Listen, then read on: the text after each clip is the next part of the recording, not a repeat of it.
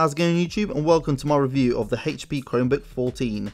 Now I won't be delving too much into the operating system, but I will be talking about the hardware and how it performs in terms of 1080p video playback and general usage. So diving straight in there, you can see it's very slim. It's only 20mm thick in fact, and the whole thing weighs 4.08 pounds, which is 1.85 kilograms. And this is all thanks to the lightweight plastic construction. Does not feel premium at all, even the keys feel a little bit on the plastic side, but don't let it fool you, it is a really nicely put together laptop. So looking at the left hand side of the laptop, you can see there is a power indicator, a mic and headphone jack, two USB 3.0 ports, a HDMI out, and a port for your Kensington lock. Looking around the right hand side of the laptop, you can see a USB 2.0 port, an SD card reader, and the port for your charger. Looking at the back, you can see it's completely clean other than the words Hewlett-Packard stamped onto the bottom edge. Now, it is in turquoise, so I didn't buy this for myself. I actually bought this for Nicole. She wanted just a real fast computer, but something very basic. She didn't need Windows or anything like that. So I thought a Chromebook might be the way to go, because this is running on an SSD. It's only 16GB of memory, but you do get, I believe, 100GB Google Drive storage, which is pretty cool. So pretty much we're always going to be connected up to the internet one way or another, even if it's through my Wi-Fi or through the home broadband. She's always going to be connected, so I thought this might be a good option to go down. Now, she has actually been using this for about a month solid now, and she loves this thing. She says it's probably the best computer she's ever owned or even used. She doesn't touch my Mac anymore, which is pretty good news for me anyway. But she says it's absolutely everything she wants. It's a great browsing experience. She can plug in a memory card from her camera, upload all her photos onto Facebook, or do her eBaying, or anything at all really, and it absolutely does the job really well, especially with Google Documents. So even if you are a student and you do want to do document work, that's not going to be an issue at all, because you can save your documents offline. Now, I actually did say I wasn't going to ramble too much about the OS, but I thought this is some important points I really had to get across.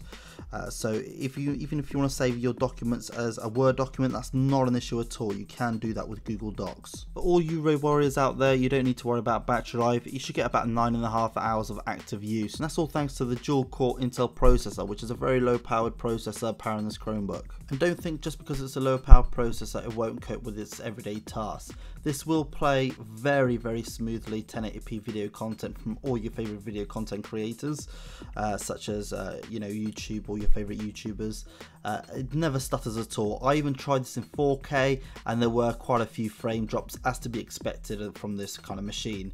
I definitely do not expect this to play 4K, but it actually played reasonably well. There were quite a few drop frames and it was quite choppy, but it still played it. But for 1080p use and 720p use, absolutely perfect. Bear in mind, you don't actually need to go up as high as 1080p, because the screen resolution doesn't even go up that high. It is 1366 by 768, so slightly higher than 720p. But watching videos back on the display is actually really nice, thanks to its LED backlit display. And if you combine that with the stereo speakers sat underneath, they are both Altec Lansing speakers, you get a really nice media experience. And what I've done in this video clip, I'm just playing back some YouTube content. It just happens to be some kind of a deer hunting game, but I've adjusted the white balance so it actually replicates what I see on the screen. So you can see if you look to the edge of the screen, it's all very orangey, very weird colour, but the actual screen is quite representative of what I can actually see. So what I'm going to do now is I'm going to play some audio sample coming straight from the speakers on this. This is from a YouTuber which I follow, I'm subscribed to. His name's Rhino Crunch, and it's just some gameplay footage. He does a lot of reviews and playthroughs as well. It's actually good that it started raining, because we can use that to our advantage now. Move down the hill here a bit. Wind is a factor in this game too. It sounds crazy, but it is. If you're upwind or downwind, it's all dependent. I think the rain will negate that though. Oh! There he is. We got a perfect shot on him. Oh! Beautiful! Beautiful! He was coming right up to see what the fuss was about there. Oh man!